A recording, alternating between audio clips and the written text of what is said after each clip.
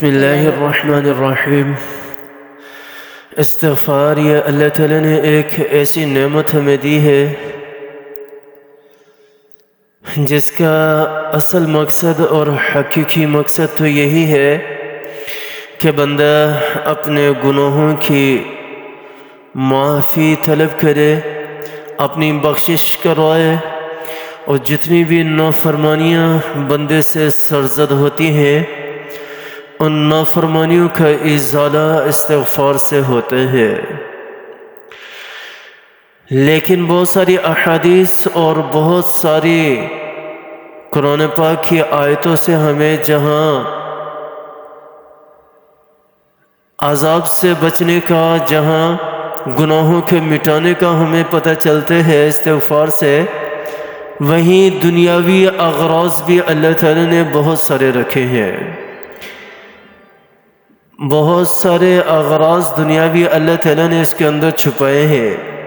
جس میں آقا دو جہاں حضرت محمد مصطفیٰ صلی اللہ علیہ وسلم کی حدیث ہے۔ آپ صلی اللہ علیہ وسلم نے فرمایا: من لزم الاستغفار رجع اللہ له من كل ضيق مخرجا ومن كل هم فرجا ورزقه من حيث لا يحتسب۔ آپ صلی اللہ علیہ وسلم کے ارشاد فرما رہے، ابن عباس رضی اللہ تعالی عنہما کی روایت ہے کہ جس نے استغفار کو لازم پکڑ لیا، جس نے استغفار کو لازم پکڑ لیا، یعنی اپنے گناہوں پر برابر معافی مانگتا رہا، اللہ تعالیٰ کے سامنے گڑ گڑاتا رہا، تو اللہ تعالیٰ اس کے لیے ہر تنگی اور مشکل سے نکلنے کا راستہ بناتے چلے جائیں گے۔ ہر تنگی اور مشکل سے رجع اللہ له من كل ضيق مخرجا ومن كل هم فرجا، اور صرف ضیق نہیں، مشکل ہی نہیں، تنگی ہی نہیں، آپ صلی اللہ علیہ وسلم نے فرمایا کہ اس کی ہر فکر اور ہر پریشانی کو دور کر کے اللہ تعالیٰ اس کے لیے کشادگی پیدا کر دیں گے، اللہ تعالیٰ اس کے لیے اطمینان والی زندگی دے دیں گے۔ من کل ہم کس کو کہتے ہیں؟ غم کو کہتے ہیں، ہم کہتے ہیں پریشانیوں کو کہتے ہیں۔ آج کا مسلمان ہر وقت پریشانی میں مبتلا ہے، آج کا مسلمان ہر وقت کسی نہ کسی غم و اندوہ کے اندر پڑا ہوا ہے، یا خود کسی نہ کسی بیماری میں مبتلا ہے، یا گھر والے کسی نہ کسی بیماری میں مبتلا ہیں، یا کوئی نہ کوئی پریشانی، کوئی نہ کوئی چیز، کوئی نہ کوئی آفت اس کے اوپر آئی ہوئی ہے جس کی وجہ سے وہ بڑا پریشان ہے۔ تو آقا دو جہاں حضرت محمد مصطفیٰ صلی اللہ علیہ وسلم کی حدیث ہے، اس حدیث پر عمل کر لیں۔ وَمِن كُلِّ هَمٍّ، آپ صلی اللہ علیہ وسلم کیا فرما رہے کہ ہر مشکل سے، ہر پریشانی سے، ہر غم سے اللہ تعالیٰ جو ہے وہ نجات دے دیتے ہیں۔ یہ دنیاوی فائدے ہیں، اخروی فائدے استغفار توبہ کے تو ہے ہی ہیں، گناہوں کی معافی، گناہوں سے چھٹکارا، ان ساری چیزوں سے اپنے آپ کو بچانا، یہ تو ہے ہی ہے، لیکن اس کے ساتھ ساتھ اللہ تعالیٰ نے آپ صلی اللہ علیہ وسلم کی اس حدیث کے مطابق دنیاوی فائدے بھی رکھے ہیں، کہ ہر قسم کی تنگی جو ہے وہ اللہ تعالیٰ دور کر دیتے ہیں استغفار کی وجہ سے، اور ہر قسم کی مصیبت، ہر قسم کا غم اللہ تعالیٰ ختم کر دیتے ہیں اسی استغفار کی وجہ سے۔ اور اس سے بھی بڑھ کر اللہ تعالیٰ نے کیا ارشاد فرمایا آپ صلی اللہ علیہ وسلم نے اس حدیث کے اندر، وَرَزَقَهُ مِنْ حَيْثُ لَا يَحْتَسِبُ، کہ اللہ تعالیٰ اس کو ایسی جگہ سے رزق دیتے ہیں کہ اس کے ذہن و گمان میں بھی نہیں ہوتا۔ کس کی وجہ سے؟ صرف استغفار کی وجہ سے، صرف استغفار کی وجہ سے۔ اللہ تعالیٰ نے قرآن پاک کے اندر ارشاد فرمایا ہے، وَمَا كَانَ اللَّهُ مُعَذِّبَهُمْ وَهُمْ يَسْتَغْفِرُونَ۔ اللہ تعالیٰ قرآن پاک کے اندر ارشاد فرما رہے ہیں کہ میرے وہ بندے جو استغفار کرتے رہتے ہیں، جو استغفار کو لازم پکڑا ہوا ہے جنہوں نے، اور ہمیشہ وہ اللہ تعالیٰ کی طرف رجوع رکھتے ہیں، اللہ تعالیٰ فرما رہے ہیں کہ میں ان کو کبھی بھی عذاب میں مبتلا نہیں کروں گا، چاہے وہ کسی قسم کا بھی عذاب کیوں نہ ہو، چاہے وہ پریشانی کی صورت میں عذاب ہو، یا کسی مشکل کی وجہ سے ہو، یا کسی اور وجہ سے ہو، کوئی آفت ہو، تو اللہ تعالیٰ نے واضح طور پر قرآن پاک کے اندر ارشاد فرمایا ہے کہ میں اسے عذاب میں مبتلا نہیں کروں گا۔ اور اس سے بڑھ کر کیا آپ صلی اللہ علیہ وسلم کی دوسری حدیث میں دیکھیں تو صحیح ذرا، آپ صلی اللہ علیہ وسلم نے کیا ارشاد فرمایا، طوبیٰ لمن وجد فی صحیفتہ استغفارا کثیرا،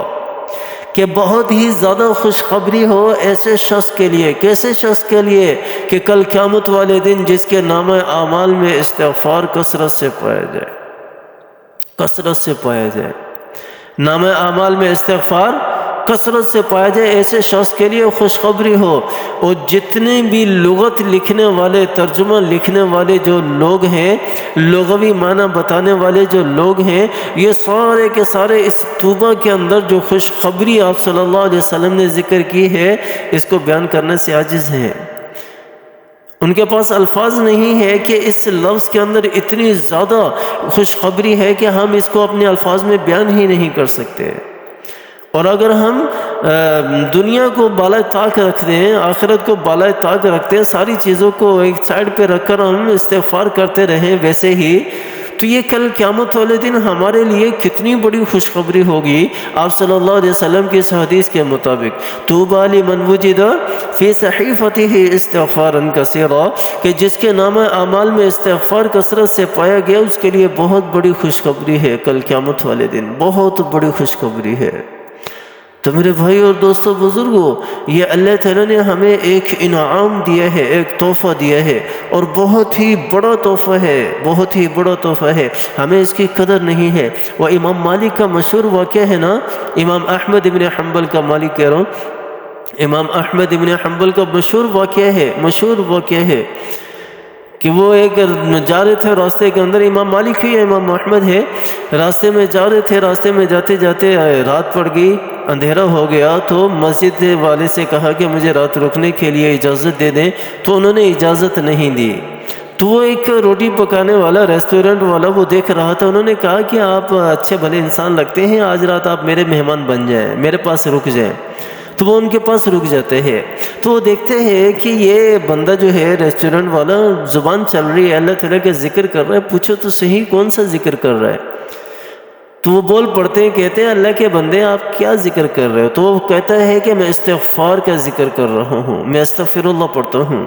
تو وہ فرماتے ہیں کہ آپ کو اس استغفار کی وجہ سے کچھ ملا بھی ہے؟ تو وہ فرمانے لگے کہ میری ساری خواہشات اللہ تعالیٰ نے اس استغفار کی وجہ سے پوری کر دی، صرف ایک خواہش ابھی تک باقی ہے جو پوری نہیں ہوئی۔ تو بڑا پریشان ہوئے امام احمد ابن حنبل کہ کیسی خواہش ہے، امام مالک کیسی خواہش ہے کہ جو ابھی تک استغفار کی وجہ سے پوری نہیں ہوئی؟ ایسا تو ممکن ہی نہیں ہو سکتا۔ تو انہوں نے کہا کہ اچھا بتاؤ کون سی خواہش آپ کی ہے جو پوری نہیں ہوئی؟ تو انہوں نے کہا کہ میری خواہش ہے کہ میں امام مالک سے ملوں، وقت کے بڑے ولی ہیں، میری چاہت ہے ان سے ملوں، لیکن میرے پاس زیادہ راہ اتنا نہیں ہے کہ میں لمبا چوڑا سفر کر کے اور پیچھے بھی بچوں کو چھوڑ کر جاؤں اور ان سے جا کر ملوں۔ تو وہ خوش ہوتے ہیں، کہتے ہیں کہ دیکھو اللہ تعالیٰ نے اس استغفار کی وجہ سے بندہ ناچیز کو آپ کے پاس بھیج دیا، اور ایسے بھی نہیں، دھکے دلوا کر بھیج دیا کہ جاؤ میرے بندے کے پاس، وہ آپ سے ملنا چاہتے ہیں، وہ آپ سے ملنا چاہتے ہیں۔